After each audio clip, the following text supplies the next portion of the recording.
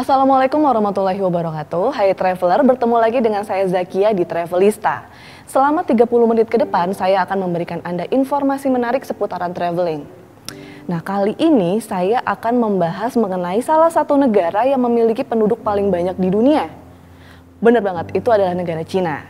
Ngebahas tentang Cina, beberapa waktu lalu saya sempat membeli sepatu dan ternyata itu made in China. Nah, tapi kali ini saya tidak akan membahas mengenai perekonomian negara Cina, karena saya akan memberikan Anda informasi menarik seputar wisata yang bisa kita temukan di sana.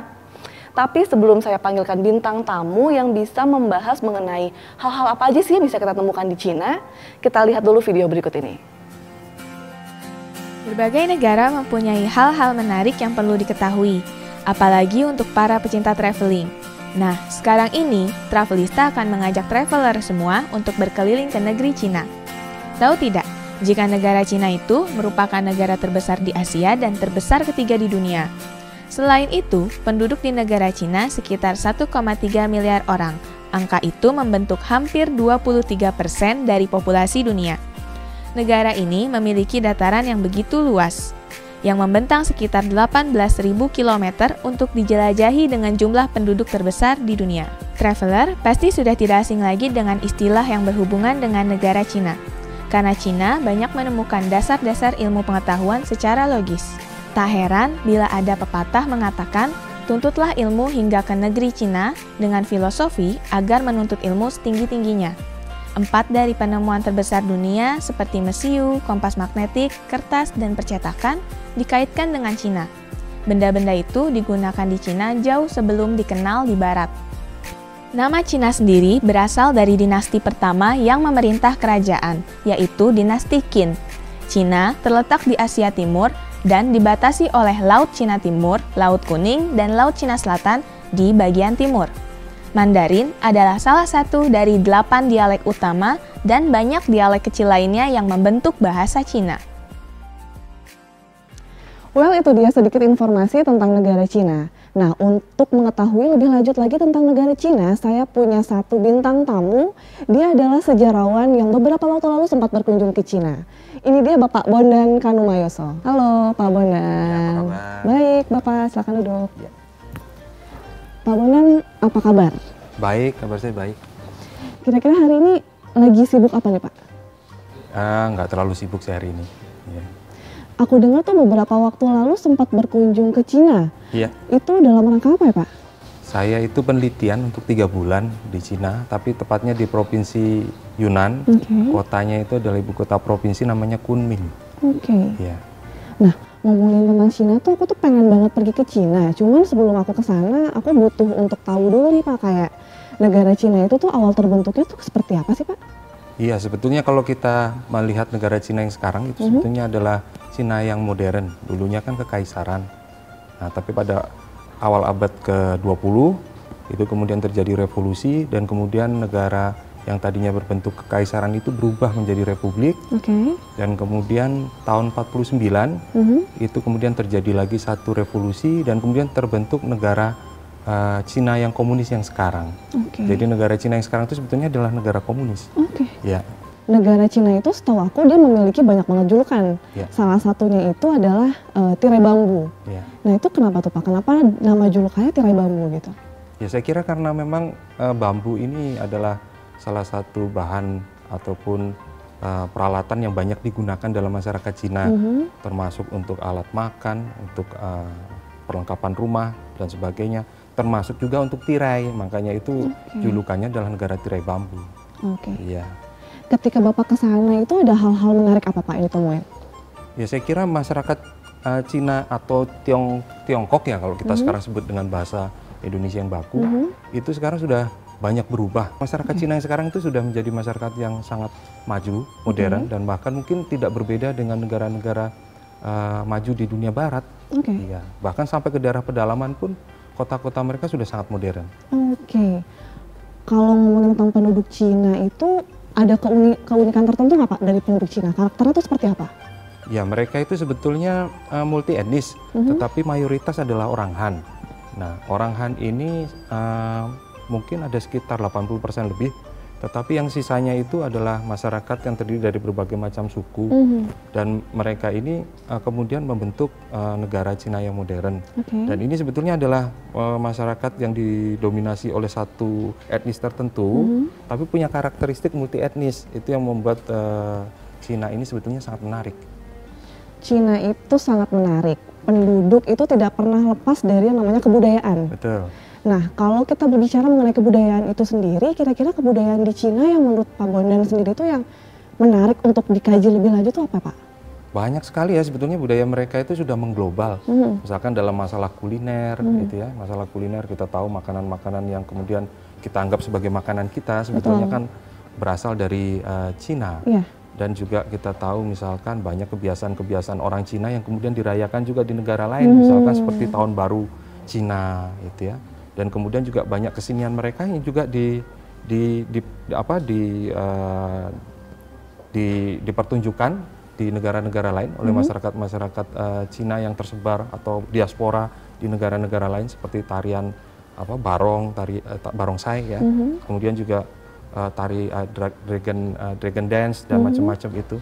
Jadi saya kira budaya Cina ini salah satu budaya dalam masyarakat dunia paling tersebar ke seluruh penjuru dunia.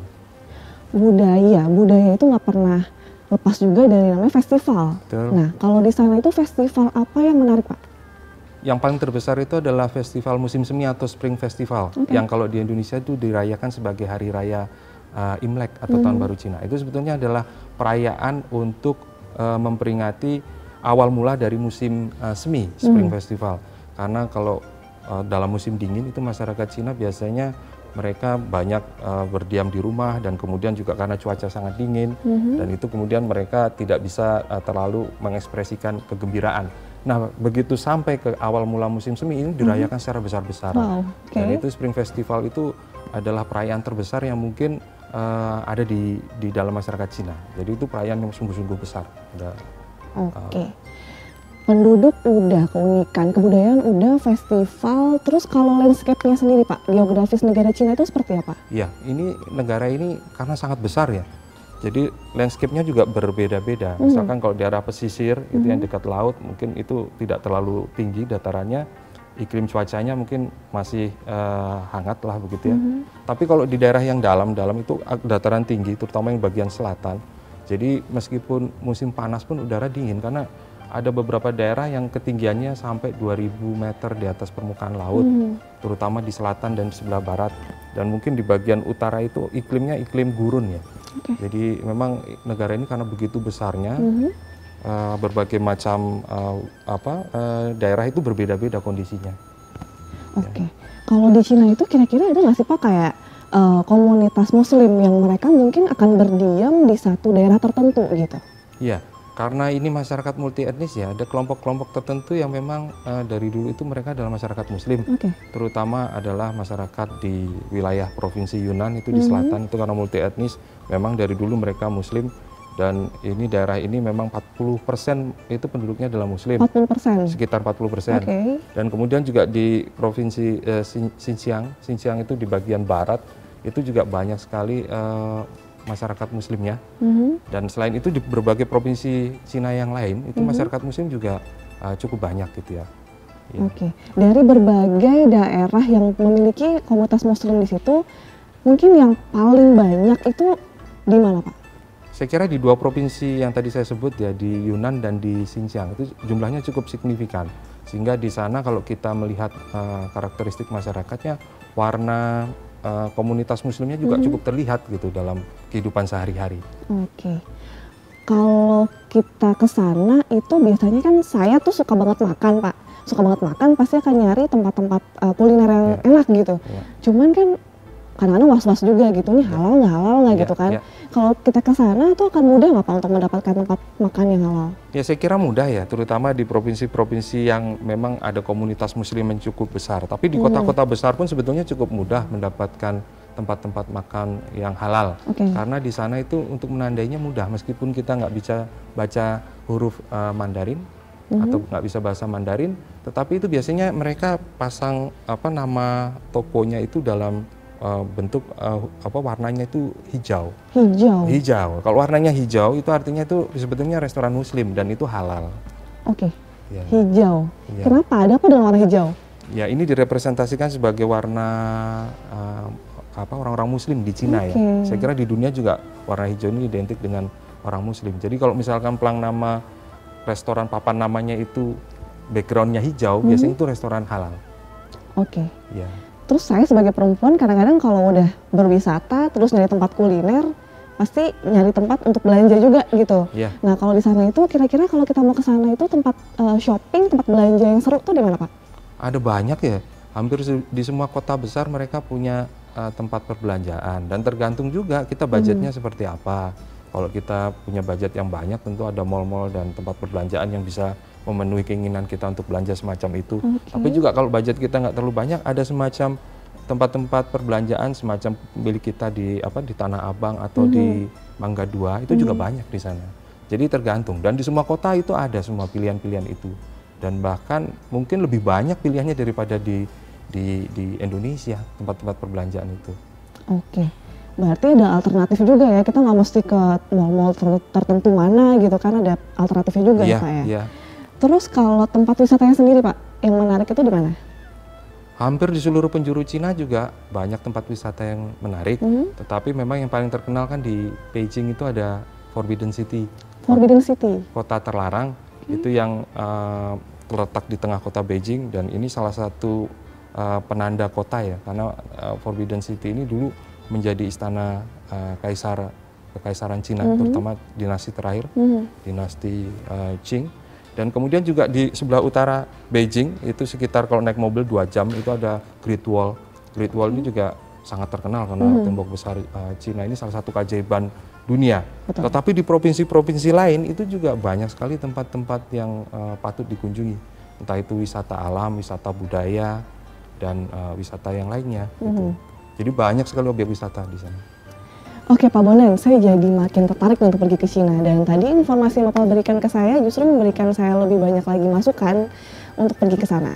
Nah untuk Anda para traveler di rumah yang juga pengen ke negara Cina, jangan kemana-mana dulu karena setelah commercial break berikut ini saya masih punya satu narasumber lagi yang bisa membawa kita ke Cina dengan perjalanan yang aman dan nyaman.